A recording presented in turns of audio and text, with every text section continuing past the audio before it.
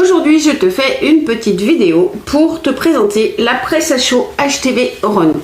La presse à chaud automatique. Et pourquoi je fais cette vidéo? Puisque quand moi j'ai cherché sur internet des vidéos en français, j'ai rien trouvé. Donc je vais tout te détailler et te dire pourquoi j'ai choisi cette presse automatique plutôt qu'une manuelle. On va voir dans cette vidéo comment faire. Je vais te faire plusieurs projets pour te montrer comment elle marche et je vais entièrement te détailler la machine en elle-même. Déjà, son premier gros point positif, c'est qu'elle a un plateau qui se tire sur l'avant. Donc c'est extrêmement pratique pour installer un textile sans aucunement se brûler. Donc là, je suis sur le côté puisque je tourne la vidéo, mais quand je travaille avec, je suis sur l'avant. Donc quand je suis sur l'avant, je ne risque rien. Donc là, ça va être touchable entre guillemets, mais on n'a pas comme les autres les mains qui arrivent directement vers le plateau. Donc ça, c'est super. Le plateau fait 38 par 38, donc ça c'est très grand. Ce que je voulais dire également, en fait, la différence que je trouve aussi énorme entre les presses qui sont 5 en 1, 10 en 1, etc., c'est que c'est comme l'électroménager dans la cuisine. Quand on a un robot qui fait 50 choses, qu'on a 50 accessoires qui sont au fond du placard, et ben on s'en sert jamais. Et ben la presse manuelle que j'avais, c'est exactement ça, parce que j'ai une presse pour les mugs qui est super jolie, que je me sers, qui est toujours dehors, donc je vais jamais aller chercher l'accessoire. Et c'est la même chose pour faire des assiettes que je l'ai, je l'ai jamais utilisé. Donc en fait, je me suis aperçue que d'acheter un appareil qui fait 50 choses, c'est pas forcément bien, parce qu'en fait je vais pas le démonter pour remonter autre chose à la place. C'est pour ça que j'aime beaucoup ce produit. On passe tout de suite à la démonstration du cadran de contrôle. Sur ce premier bouton, tu as la mise en route. Jusque là, rien de compliqué. Ensuite, le bouton de la température. Tu vas également pouvoir le changer si tu veux des Celsius ou pas. Si tu veux changer la température, tu vas appuyer une fois dessus et la régler avec le plus et le moins. Moi, je vais la laisser sur 160, donc je touche plus rien. Hop, ça a repris mes 160 et ça commence à chauffer. Ici, tu as le bouton de la température que tu vas régler de la même manière avec le plus et le moins. On passe sur les touches du bas. Le premier réglage 150, 15 secondes. Le deuxième 160, 15 secondes. Le troisième 165, 20 secondes. Et le quatrième 200 degrés, 40 secondes. Si tu veux ressortir de ce mode, tu gardes appuyé dessus. Hop, je suis sortie. Le bouton d'à côté, ça va être pour enregistrer tes réglages. Si tu as une fonction que tu utilises très souvent qui n'est pas dans les pré-enregistrés ici, tu peux l'enregistrer ici.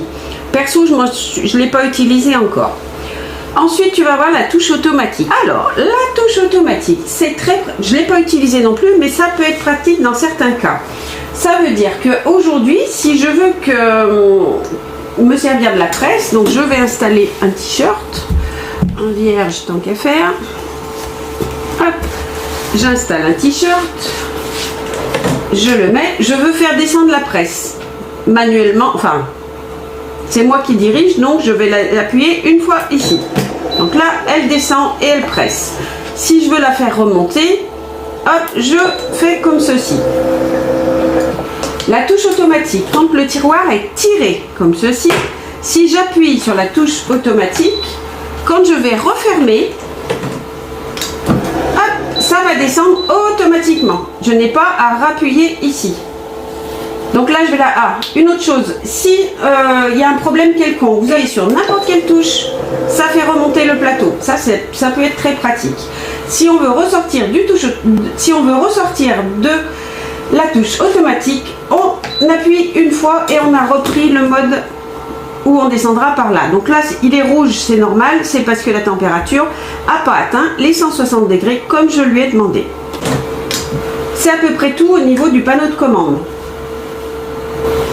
Que vous dire d'autre, à part que le plateau fait 38 par 38 et que c'est très pratique, qu'il n'y a pas de dévers sur le côté, donc on n'a pas besoin d'énormément de place sur le bureau. Je vais la mesurer. Pour l'empattement, vous avez sur mon bureau, ça me tient 49 on va dire grosso modo à la louche 42. Donc c'est pas énorme comme place dans un atelier. La machine à chauffer, maintenant on va faire un test sur un t-shirt vert. On va utiliser le papier qui va permettre d'imprimer et qui est vraiment super pratique chez eux, d'imprimer sur tout ce qui est textile foncé, noir, etc. Et des designs compliqués comme celui-ci au niveau couleur. Hop là, et il suffit d'une imprimante jet d'encre, pas besoin d'imprimante de sublimation. Et ensuite on va faire sur un t-shirt beige, on va utiliser le vinyle qui était fourni avec la machine, un petit design Be Happy, parce que c'est quand même vachement important de se rappeler qu'on est heureux chaque matin. C'est parti.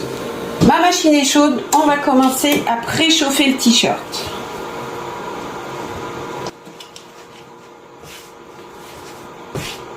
Pour enlever l'humidité et le repasser.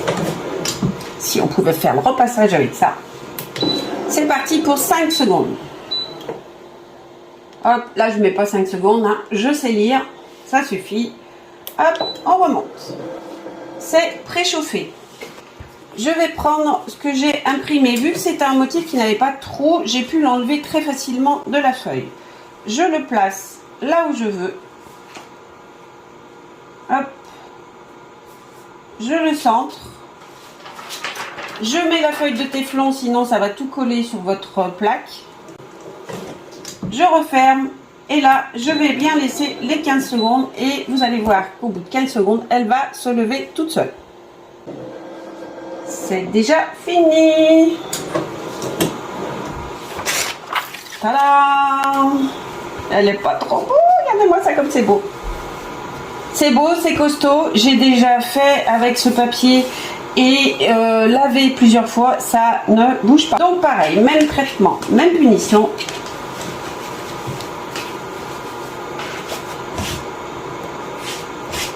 Je vais lui le chauffer 5 secondes.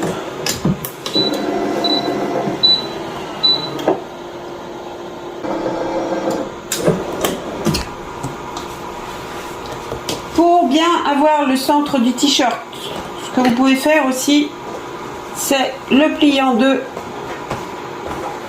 et faire une petite marque au milieu. C'est quand même bien pratique. J'aurais pu le faire en premier.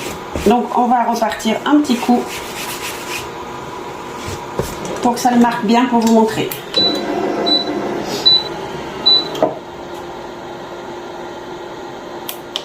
Hop, ça suffit. Je le remets en place. Et maintenant, j'ai bien une marque qui va me montrer le milieu.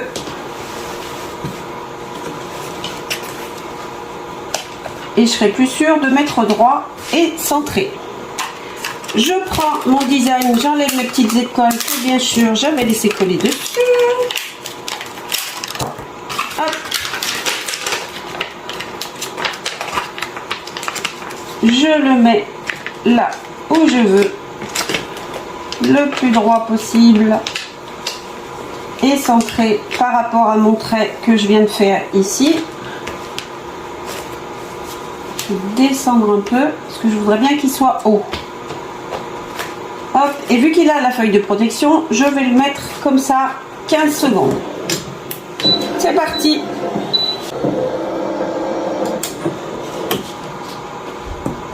Au niveau du pelage, c'est pelage à chaud et c'est un pelage très agréable. J'ai déjà pu tester sur plusieurs t-shirts. Regardez-moi ça. Franchement, j'ai jamais eu ça avec une presse manuelle. Alors maintenant, je vais positionner mon petit smile, mes petites étoiles. J'en sais rien. On va en mettre une là, une par là. Là c'est bien. Et la petite dernière, si elle veut bien venir. Hop, je la tiens. Pourquoi pas ici. Tiens, allez. Je vais mettre ma feuille de téflon, sinon je vais abîmer ce qu'il y avait déjà là. Et je repars pour 15 secondes.